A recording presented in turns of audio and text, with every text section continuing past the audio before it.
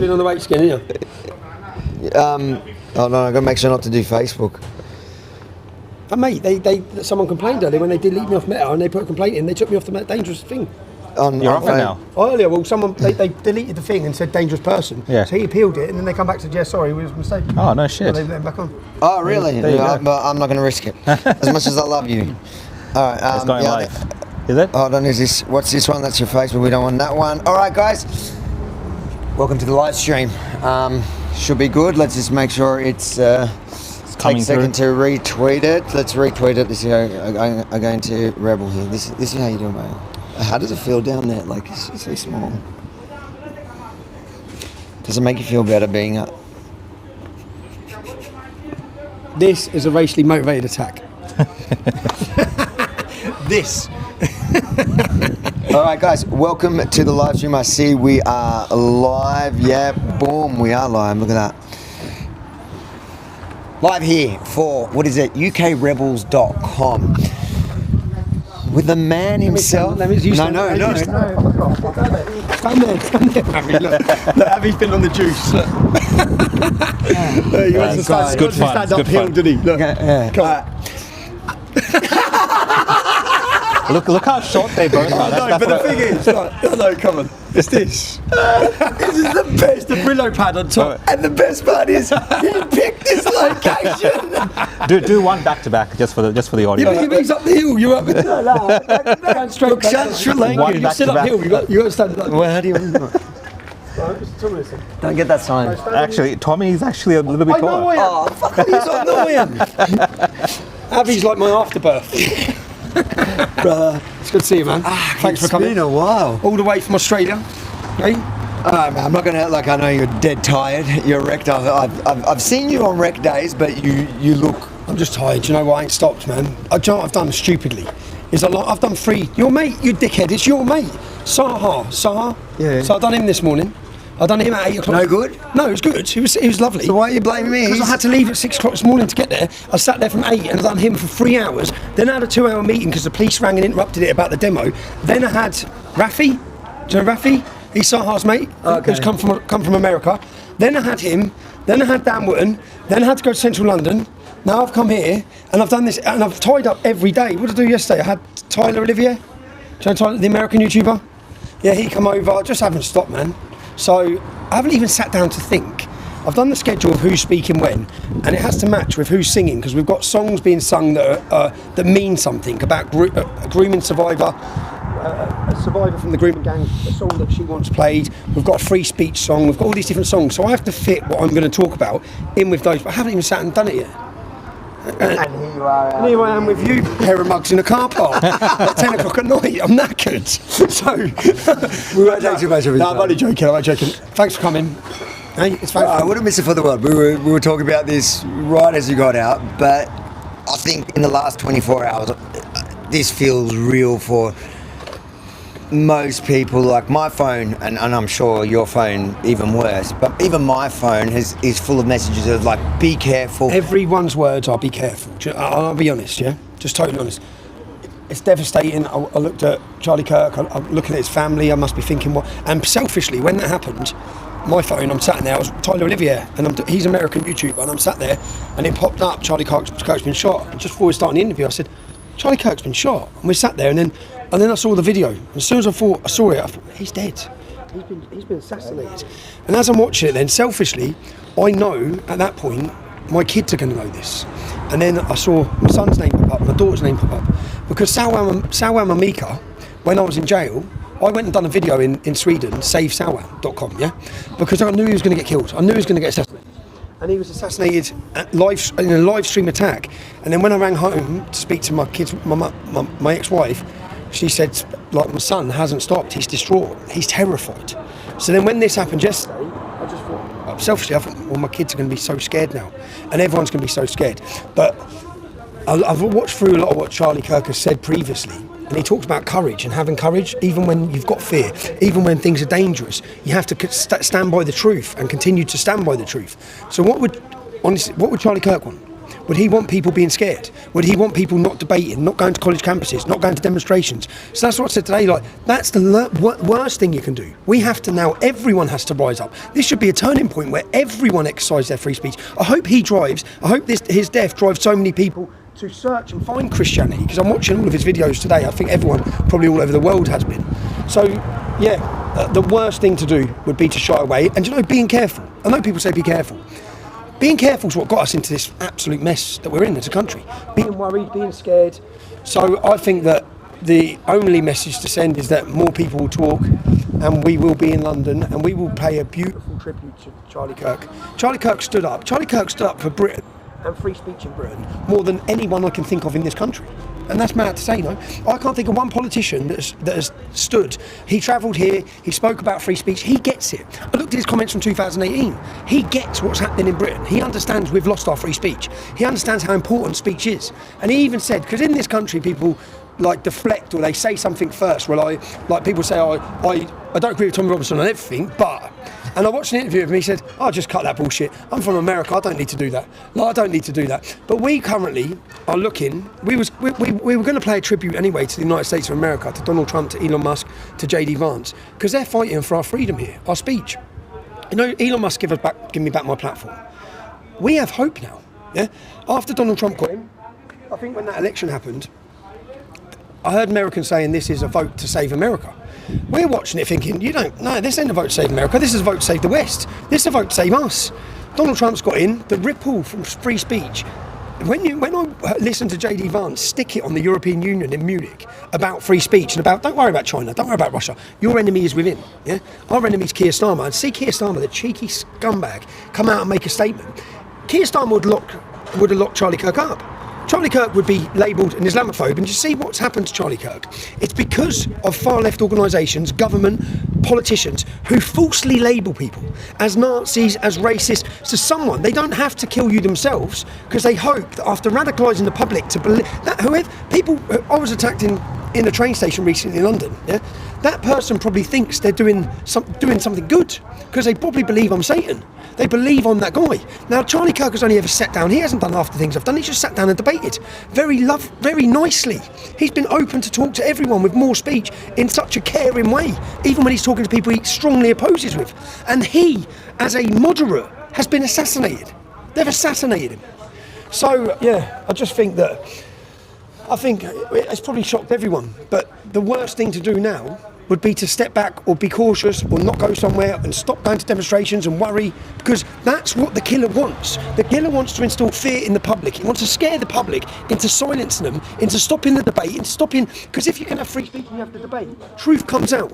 Truth comes out. A man's a man, a woman's a woman. Truth comes to the top. Islam's dangerous. Islam's a religion of violence. These things come out. And I saw, as Charlie Kirk recently, I was so hopeful for America, because someone with such influence, who's respected in such a way, was just spitting facts and telling the truth about Islam.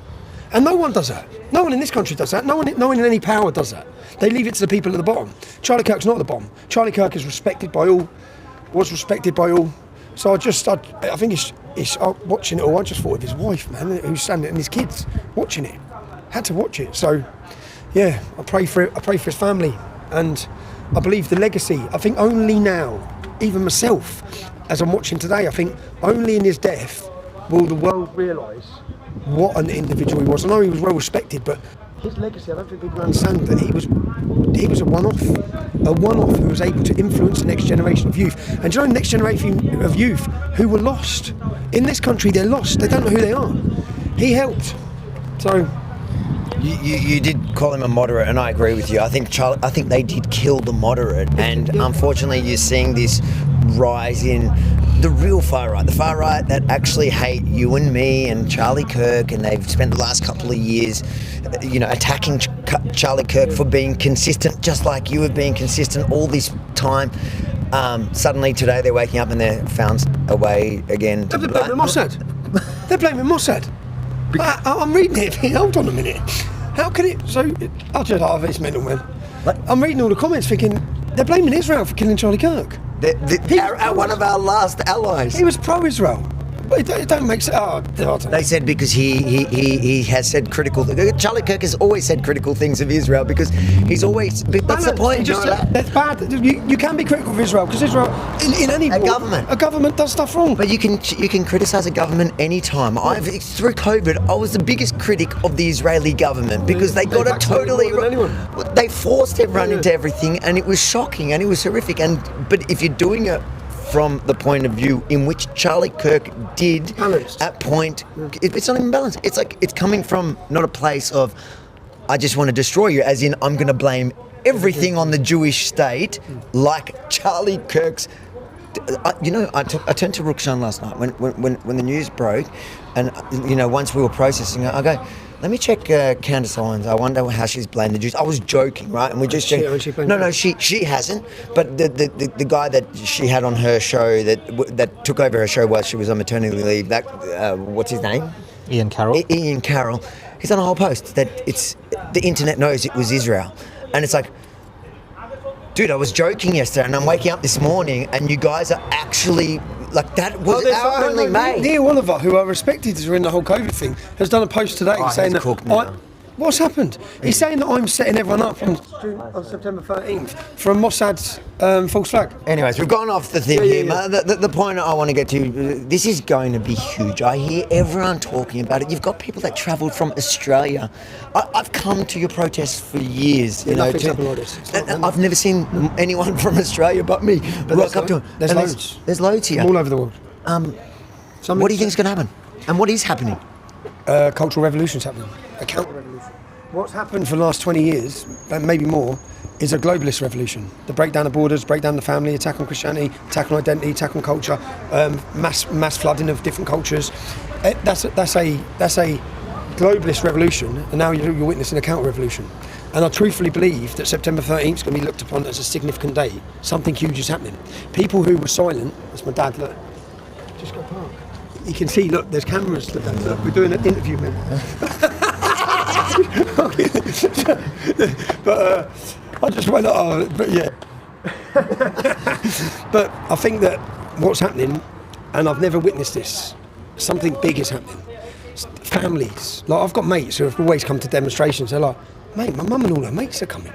Like, my uncle who hated you is on Facebook saying he loves you. He goes, something massive is happening. I think people have realised the lies, and lots of things have played a part in this. Lots of things have played a part. I was going to ask you, what do you think there was a tipping point? What was the major thing that changed it, or was it just a bunch of compounding things that happened one after another? Like the things that I can point to that I noticed, I've always defended Tommy Robinson, and I know personally, my anecdote is that in the beginning, your name was toxic, and people would always say, people were scared to be with me. People would say, don't say it. You're an idiot. I like what you say, Harvey. Don't. I'm like, mate, I know him. You don't know what you're talking about. And then I've seen this shift. And so the biggest point in time was probably Jordan Peterson. Jordan Peterson. And then Elon Musk, which is probably... Elon Musk, the film, my imprisonment. So when people saw my imprisonment, that was 167 million people watched that documentary. But Jordan Peterson brought me in from the dark. I was censored, I was isolated, and I was toxic. And they'd successfully had a campaign against me to brand me as that. Because that's what they do, yeah? And they don't want anyone to listen to you. So people don't even take the time to actually listen to you. Even if they might see your video, don't listen to it. Jordan Peterson then sat down with me, and that had 4 million views. And I know it shifted because of the letters I received when I was in jail. All the letters were like, I sat and watched on Jordan Peterson, and I couldn't believe what I was hearing. And then from Jordan Peterson was a stepping stone. And from Jordan Peterson, I watched The Rape of Britain, and then I watched Panadrama. And I sat and read for 7 months. I was on solitary confinement, and I had bags put in my cell every day. And I realised then, something big's happening here. Yeah, something big's happening here right now. And then Elon Musk shone a torch on the rape scandal. And then if people are going back, which I've started to do, and they're looking at older videos, they're realising, which I've sat on podcasts now recently with people who hated me, who have said, yeah, I fucked up, I'm sorry. So I've got people apologising to me everywhere I'm going, yeah? I've met some Pancras train station. Everywhere I'm going, I've got people apologising to me, saying, look, and I'm not, and I've never claimed to be anything I'm not, you know? And I always say, yeah, of course I've made mistakes. I'm a working class lad from Luton Town. Yeah? It was never going to be, to take on militant Islam in this country, it was never going to be nurses, was it? Yeah. I said, so you've got to take the good with the bad. And I said, but when people make criticisms, I said, I've never been racist, I've never been extreme, I've never been any of those things. I'm just just a normal lad. I've had people literally walk up to me and tell me, oh, have you heard of Tommy Robinson? I'm like, You what? Have you heard of Tommy Robinson? Like, dude, like, welcome. No, but You're welcome. but that No, is. it's a great feeling for me. It's a great feeling for me because everywhere I'm walking, I'm getting. Do you feel vindicated? I feel vindicated, but I've always said I never want to be able to say I told you so, because if you would have listened a decade ago, how much more could we have prevented? We are now, this country's at breaking point. We're at a crossroads, and I believe on Saturday we're going to see the biggest protest in British history. Now that has to put this issue on the map. The issue of mass immigration, the issue of Islamic immigration into this nation, the issue of culture, of identity. But at the same time, have you been to any of the United Kingdom venture? Have you been to any of the last 4? Oh mate, wait till you see this, man. It's a party, it's a festival, it's a wonderful atmosphere. People come to have a joyous time. And do you know the last thing that the government want is unity? And we're unifying everyone. Wait to see the diversity of the crowd. All the lies, all the smears, it hasn't worked, which is quite a good place to be, because I just think, look at all the efforts you went to demonise, to slander, to label us. The public haven't bought it, they know you're lying. Speaking of lies, I mean, apologies. Has Piers Morgan said sorry yet? Who's that? Piers Morgan. Oh, that's that dinosaur, isn't it? Irrelevant fucking journalist. People ask me, they want to see the debate. When's that debate happening? Oh, mate. Piers Morgan. What's pro-Black Lives Matter, then he's against Black Lives Matter. What's pro-Israel, then he's against Israel. What's pro-vaccine, then he's against the vaccine. He doesn't know what he is. And I don't mind talking to someone who I know they believe what they say. But when you sit down with Piers, I think, what do you even believe, Piers? Yeah. And all he done, when I went on his show last time, again, it hasn't aged well for him. The video hasn't aged well. Because what he done is he screamed at me and screamed all these labels, calling me Islamophobe. And then Jordan Peterson, when I was in jail, I come out of jail and watched Jordan Peterson hand him his arse, yeah? And then I watched Gad Sad absolutely annihilate him. And I watched all these presenters literally stand and say exactly the same as what I've said, whilst he sat there nodding. I think, well, you didn't nod with me. And again, it's just a class issue. That's all it is, it's a class issue. So he sits there and listens to them, but I think Jordan Peterson, Gad Sad, Elon Musk, so many people have helped. In fact, everything you're going to witness happen this Saturday, each stepping stone, each thing has played its part, yeah? And Elon Musk buying X and giving the British public an opportunity to have a platform for debate has resulted in what we're going to see on Saturday. And I hope you're going to see the biggest protest in British history, and I hope you're going to see the spark of a cultural revolution in Britain. Now, I know you, and I think you rightfully point to all these moments, because I agree, I saw it happen. But I think one thing you're missing, that I don't know if you recognise it, but it is it's the opposite of Piers Morgan. The consistency you've had from the beginning in not changing your belief or your rhetoric or your campaign based on the audience capture. We've seen that especially in the last 2 years by so many influencers. Charlie Kirk was one that wasn't audience captured. He stood by it as much shit as they gave him. But you too, you stood by. And I think that I know at least in the Jewish community, there's a lot of people that tell me, I can't believe I got him wrong, because back then he was actually saying exactly what he's saying now. We're just the ones that realise it. I said this I went on trigonometry. I said, lads, I haven't changed. Yous have changed. Yeah? I haven't shifted at all. I'm saying now what I was saying in 2004. Nothing's changed for me. Yeah? Just that the public have now shifted. The country and the mood of the nation has shifted. They're looking, they're learning, they're listening. They understand. Look, I used to talk about these issues when they were confined to towns like Luton. No one cares about Luton. People in nice communities don't care about Luton. Luton just, they don't care what's happening there. Luton doesn't seem to care about Luton. Yeah, but it's a shithole, it's my shithole. But the difference is now, those problems that were confined to Luton are now in Epping. They're now in Harpeth. They're now in lovely towns, and migrants have been flooded. And people know Keir Starmer was voted in with 9 million votes. 20 million people didn't vote. We set this up 2 years ago, and we had a vision to. You can try and bring political change, but you'll need hundreds of millions of pounds to set up a political party, and it'll take you decades, probably, yeah, to get in power, possibly. You need hundreds of millions. If you change the culture, you'll change the politics. So we had a vision of changing the culture peacefully, through celebrations, bringing people out, giving them the confidence to realise they're not alone, you're not part of a fringe movement, and letting them feel part of a community again. So we had all these visions. We'll see on Saturday how successful we've been in 18 months. We've been very successful. You are on the verge of a cultural revolution, and the whole world, the whole entire globe is watching London this Saturday. So, no pressure. We've got to succeed, yeah? We've got to succeed. We've got, just before I let you go, we're going to end it here, but you're going to have a live feed. We're going to actually have a live feed from within the crowd, because I think there's something unique about seeing the people that actually are there. And ask them why they're there. Exactly. And seeing the beauty. When I sat back, do you know the moment for me? Because you're in the middle of it.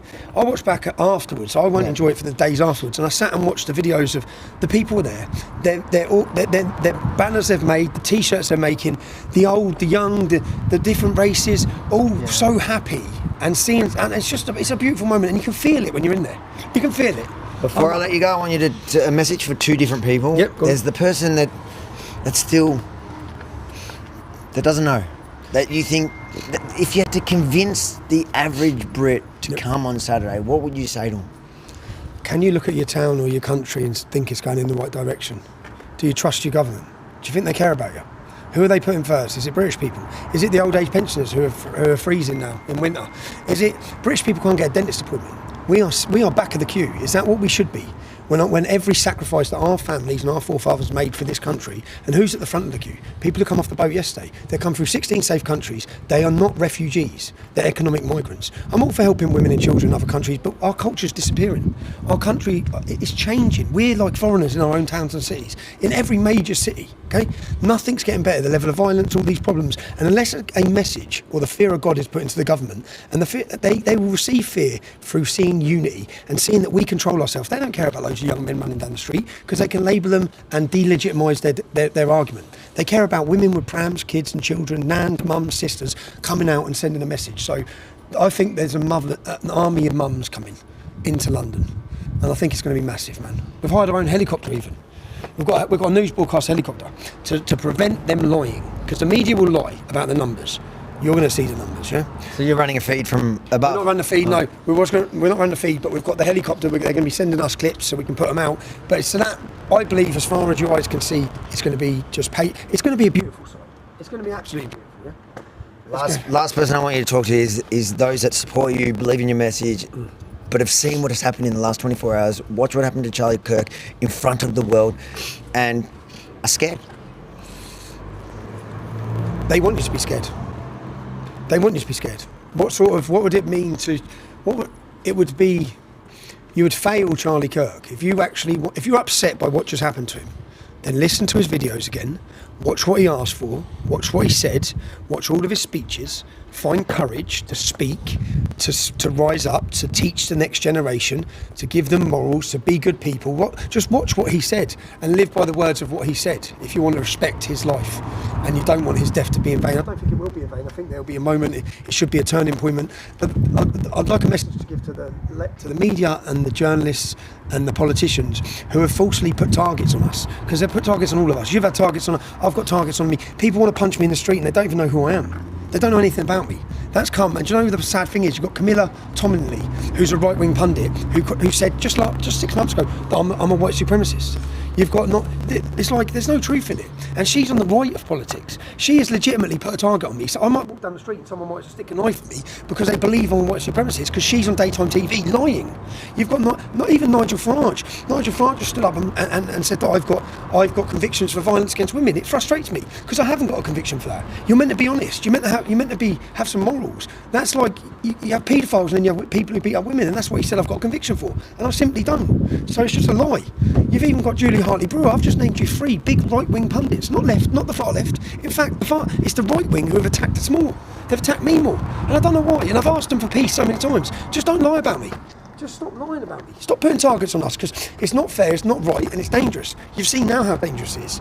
But they've been allowed to do it. There's been the far left they haven't been dealt with the same by police or anything. They can incite murder, they can incite hate, and nothing happens to them. So I'm grateful, man. And do you know what? If you're one of the people who supported me, do you know all the time? Sometimes I felt like that, yeah? Sometimes, and every time I get picked back up, even when I went to jail, it's hard for me to feel sorry for myself when I'm opening sacks and sacks of mail and realising people in this prison have got no one. I've got an army of people supporting me. I've got Ezra's flown over with Avi. He's looked after my family. They've done crowdfunds for a trust fund for my children. So I'm sitting in jail. It's hard to feel bad, yeah? It's hard. And then and also I've been in this for so long. I know when I put that film out, when I sat in jail, I was visualising what I'm going to do when I come out. The first thing I've done was 13th of September. Yeah, we need to start where we left off. We need to show them that this ain't stopping. And on this Saturday, they're going to realise that every move they've made, locking Lucy Conlon up, Peter Lynch, locking me up, imprisoning me, murdering Charlie Kirk, it's going to have the total adverse effect. You are going to cause the revolution, because that's what's needed. Do you realise that there's actually protests around Australia, around in different countries on the 13th, in Canada as well, which they've all essentially followed your lead? Well, from this lead, if we get 1 million people and we have a successful event, then we're on about uniting the kingdom, but really we need to unite the West, because everything that's happened here has happened everywhere. And I don't understand why all the populist parties and all the populist political parties aren't under one banner. And when there are protests in London, the whole of Europe's being invaded, and the whole of Europe needs to stand up. The whole of the Western world, Canada, every country. And I think unity brings it together and sends a message to the world. The world's going to be watching on Saturday. I'm excited, and I'm nervous, and I'm tired. Brother. Thanks, Avi. Cheers. Give me a hug, all right? I need to go sleep. Guys, there you have it. We will be there on Saturday Shabbat. Rabbi, you're going to have to excuse me. Shabbat, this is a good cause. This it's is like no Republican in name only, it's Jewish in name only. If you support our reporting from the ground here in the UK, ukrebels.com, you can support our work, help cover the costs of being here, plus all the fancy new gear. We got some fancy gear. Oh, no, I see, you got all the little four get the hands away. All right. And Tommy Robinson is short of the mid. Do you want to say anything, Rukshan? I'm good, man. Good to meet you, Rukshan. Yeah, good to meet you, brother. See you all Saturday, yeah? Make sure to like, comment, share, and...